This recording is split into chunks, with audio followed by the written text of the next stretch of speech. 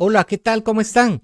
Reciban un saludo muy especial en esta oportunidad, pues refiriéndome a una masterclass sobre el decreto 31-2024 que ven ahí en pantalla, que se refiere a la ley para la integración del sector productivo primario y agropecuario y su respectivo reglamento que acaba de ser publicado recientemente esta semana, precisamente el 20 de abril en el Diario Oficial, y que 8 días posteriores a su publicación pues surtirá ya efectos legales ese reglamento tan esperado de esta ley que había surgido o que había sido autorizada o decretada por el Congreso de la República desde el mes de noviembre del año 2024. Bueno, entró en vigencia ya en el mes de abril del año 2025, pero se estaba a la espera precisamente del reglamento. Pero antes de entrar en materia del reglamento, pues vale la pena hacer un análisis, retrotraernos a todos los antecedentes que conllevaron a la creación de esta ley y evidentemente todos aquellos aspectos que quedaron, por así decirlo, en el tintero y que vale la pena poder retomar en esta oportunidad. ¿Cuál fue el objeto de esa ley? Crear regímenes tributarios simplificados, obviamente para incorporar a las diferentes cadenas de producción a nivel nacional, resaltando sobre todo la falta de medios que habían para su regularización y mecanismos para que pudieran ser formalizados, derivado de vacíos que existían también en la misma legislación tributaria. Pero en fin, en sí es facilitar la incorporación al sistema fiscal, ordenar la recaudación tributaria, obviamente, y promover el desarrollo económico integral a nivel nacional. Digamos, ese podría ser el objeto de la ley. Y derivado de ello, pues se crearon algunos regímenes, perdón. Ahí tenemos el régimen primario, que se relaciona específicamente para productos agrícolas y artesanales. Y también el régimen pecuario, en donde ya caben productos pecuarios, hidrobiológicos y apícolas. Aquí debemos de recordar que es donde vienen a caer los regímenes especiales agropecuarios que estaban creados a través del decreto 7-2019, perdón, del Congreso de la República, y que habían creado esos regímenes específicamente para los contribuyentes agropecuarios. Esos quedaron prácticamente derogados a partir de la entrada en vigencia de los 4 meses que les mencionaba del decreto 31-2024. Ya están perfectamente vigentes dentro de la legislación estos dos regímenes y aplican tanto para la producción así como para la comercialización. Pero vamos a ver en materia a qué se relaciona o específicamente en qué consiste. En el caso del régimen primario, aplica a productos agrícolas y artesanos específicamente. Tiene un límite hasta de 3.500 salarios mínimos anuales con una tasa impositiva del 1.5% sobre las ventas brutas y el 2% en el caso del impuesto si se va a destinar a la exportación. Tiene la periodicidad de pago mensual. Esto es lo que se relacionaba al impuesto a la confianza tributaria. Como quien dice, el Estado le va a dar a todos estos sectores, tanto pecuario como también agrícola, les va a dar la posibilidad de que se puedan regularizar. Obviamente, si ellos cumplen, también se les va a dar una tarifa simplificada para que puedan regularizarse.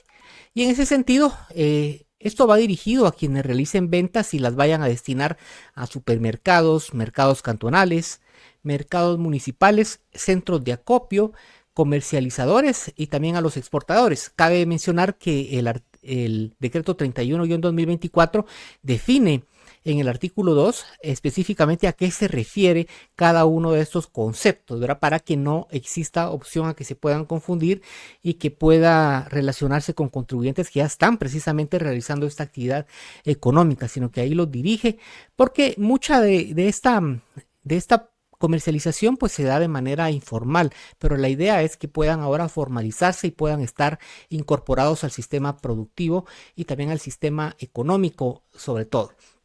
Pero hablando de ese límite que ya les mencionaba sobre los 3.500 salarios mínimos, para el año 2026 el monto es de 4.002 quetzales con 28 centavos.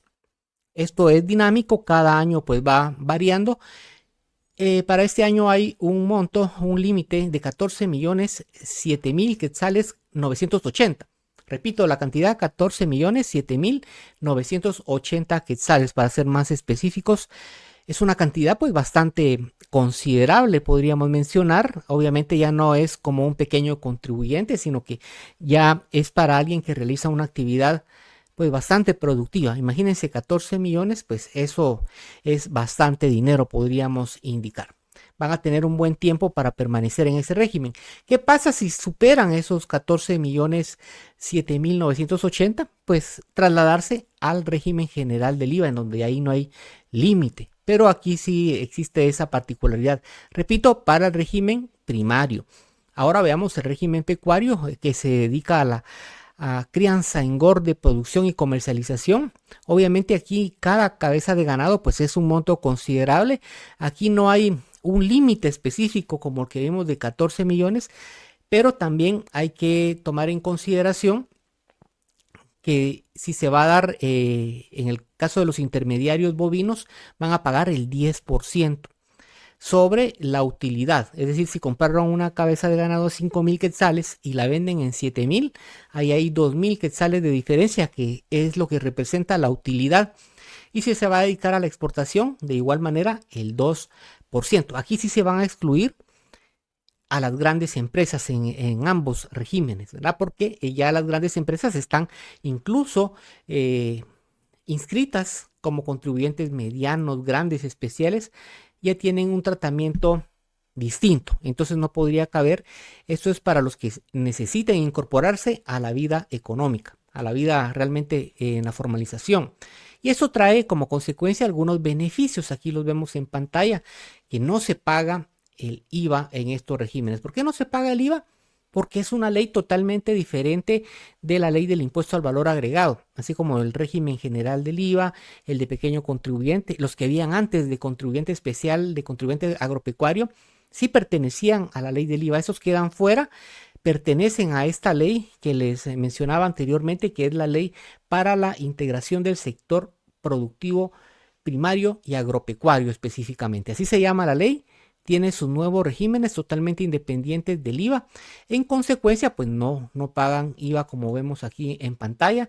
Tampoco presentan declaraciones del ISR, ¿verdad? O del impuesto de solidaridad. Sus obligaciones pues se cumplen de una forma más simplificada. Deben de hacer una declaración mensual y tampoco pues están obligados a realizar todas las obligaciones del impuesto sobre la renta. Es parte de los beneficios que tiene estos regímenes que, repito, no pertenecen a la ley del IVA. También tienen algunas obligaciones muy particulares, obviamente emitir las facturas electrónicas de esos regímenes, llevar un registro de compras y ventas, así como declaraciones mensuales, y el caso de la georreferenciación que aplica para el sector pecuario para determinar en qué lugares se están realizando una serie de actividades que están permitidas, como lo vimos anteriormente: la crianza, engorde, desarrollo, producción, faenado, sacrificio y transformación de elementos que pertenecen a la clase agropecuaria de producción de ganado, sobre todo.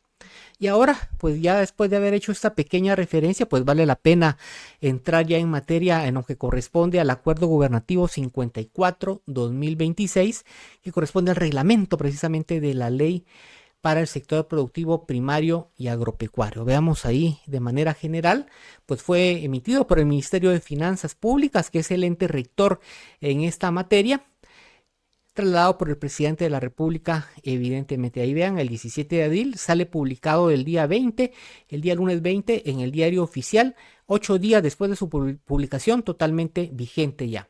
Pero hay un objeto de este reglamento y obviamente era reglamentar lo que ya estaba dispuesto en el decreto 31-2024, aclarando algunos elementos que quedaron ahí en el tintero un tanto confusos, pero aquí vienen a aclararse en el reglamento, o por lo menos esa es la idea.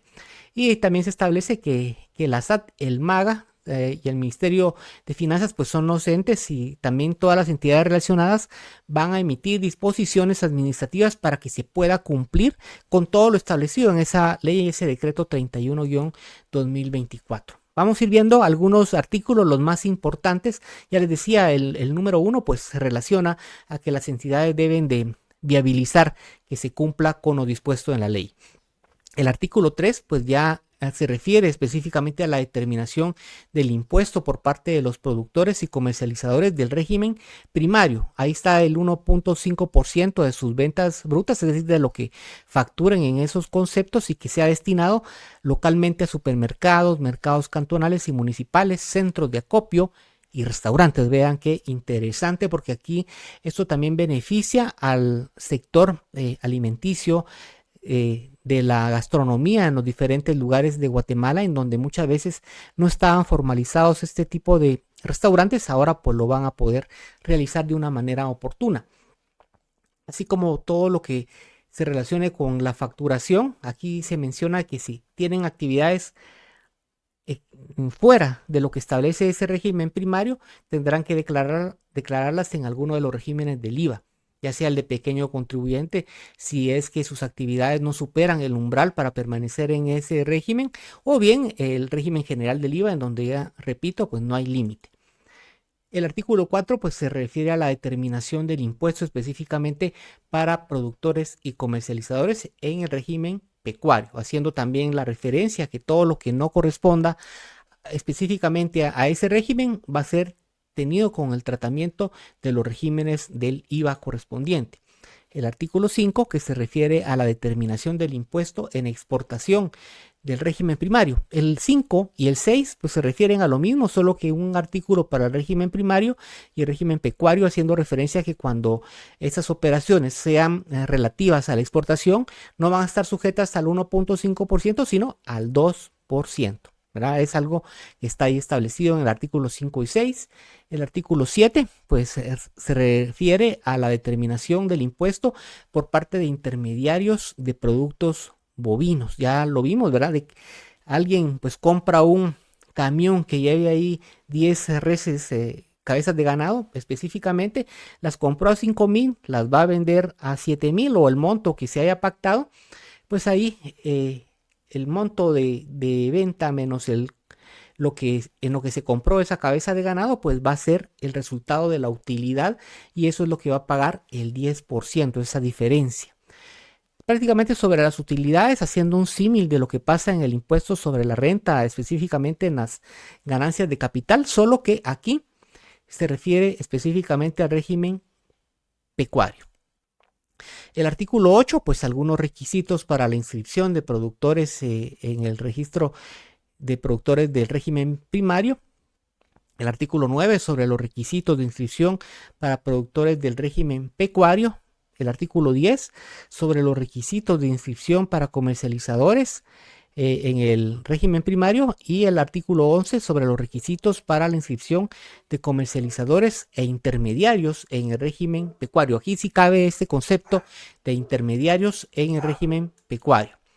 El artículo 12 pues se refiere al dictamen de calificación que va a estar emitiendo el Ministerio de Agricultura, Ganadería y Alimentación, que también había quedado ahí la duda de cómo se iba a realizar eso, si iba a haber una ventanilla específica. Ya vimos de que sí, el mismo MAGA, pues ya hemos visto algunas publicaciones en donde están emitiendo ese tipo de dictámenes. Así como el contenido, el artículo 13 pues se relaciona al contenido del dictamen, que debe de contener lo siguiente. Ahí se establece el listado y todas las características que debe de estar plasmadas en ese dictamen. Y el artículo 16 pues se refiere específicamente a la exclusión de grandes compañías, porque evidentemente esos regímenes van dirigidos a aquellas personas que no están inscritas, que necesitan algún medio que facilite también su incorporación al sistema tributario, al sistema productivo del país. Entonces se da esa situación, pero las grandes compañías quedan fuera. Cualquiera que ya esté inscrito, que ya tenga actividades obviamente reportadas en ese rubro, o que evidentemente no quepa dentro de esta posibilidad, pues no va a ser aceptado. Hay una exclusión explícita que ya venía desde la misma ley, pero aquí el artículo 16 del reglamento lo aclara un poco más oportuno. El artículo 17 se refiere a la regularización. Quizá alguien recordará, anteriormente se había mencionado que todos los ingresos que no habían sido reportados o que no habían tenido, no habían sido contabilizados en sus registros y obviamente no habían pagado los impuestos correspondientes, se iba a dar una especie de amnistía, que algunos tenían, digamos, la idea de que eso podría facilitar algunos medios como para favorecer el mismo lavado de dinero u otros activos, pero vean, aquí lo aclara de esta forma. Dice, ahí hay ciertas condiciones que se deben de cumplir. Se menciona que todo debe estar en una declaración jurada, obviamente con todo lo que corresponde y lo que conlleva presentar una declaración jurada, con el apercibimiento de caer en el delito de perjurio si se falta a la verdad en eso. Obviamente aquí se está premiando la buena fe. Y también se hace referencia a que en algún momento la misma SAT podría fiscalizar eso y todo lo que no haya cabido dentro de lo que reportaron ahí, pues se va a estar tomando el ajuste correspondiente y ya no al 5% como está ahí plasmado, sino que al 12%, ¿verdad? O lo que corresponda en el impuesto sobre la renta. Por eso se hace la referencia que al que quiera actuar de buena fe lo va a poder hacer. Obviamente también hay un periodo para poderlo realizar, para poderlo incorporar a sus registros fiscales de esa manera. Que era algo que también había quedado ahí en duda si se iba a derogar o iba a quedar totalmente vigente. Bueno, ya vimos que ahí está la posibilidad si se cumplen con las condiciones. Luego, el artículo 23 pues hace la referencia de lo que el artículo 9 de la ley refería como la emisión de la factura específica, que es algo así como funciona con la factura especial cuando se va a comprar a alguien y esta persona no tiene factura, se emite una factura especial en donde se cobra el 12% de IVA y el 5% de ISR. Aquí únicamente el 1.5%. Y dice que es con carácter definitivo, o sea que no puede ser deducible de alguna otra manera. Y en cada factura se debe de consignar ese impuesto que fue retenido, porque la misma factura va a ser la constancia de retención, tal como lo que sucede con la factura especial.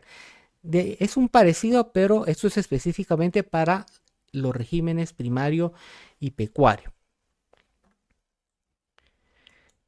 Y obviamente ya el artículo 27 se refiere a cómo va a calificar el MAGA sobre aquellas actividades que pertenecen a las artesanías. Entonces ahí se menciona que el MAGA pues va a determinar cuáles son las actividades que caben dentro de esa actividad. En un plazo de 10 meses tendrá el MAGA para calificar y para poder ya dar un dictamen más específico.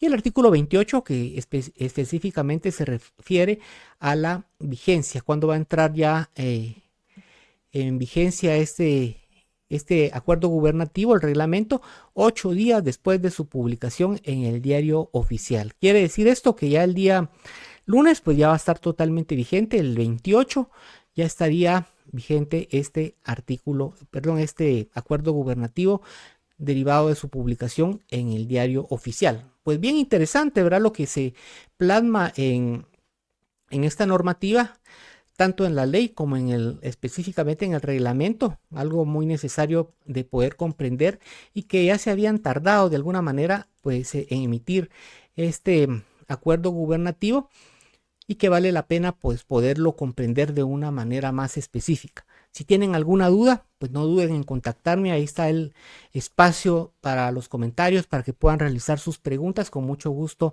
estoy para poderles apoyar y dejarles la invitación para que la próxima semana, el próximo viernes, pues me acompañen también en un tema muy interesante relacionado a cualquier aspecto legal. Estamos hablando de aspectos de lavado de dinero, aspectos tributarios, aspectos laborales también y mercantiles. Evidentemente hay mucha duda en cómo se deben de realizar algunos trámites y qué bueno que podamos tener este espacio a través de LinkedIn para poder tener toda esta información. Así que los veo en una próxima oportunidad. Hasta luego.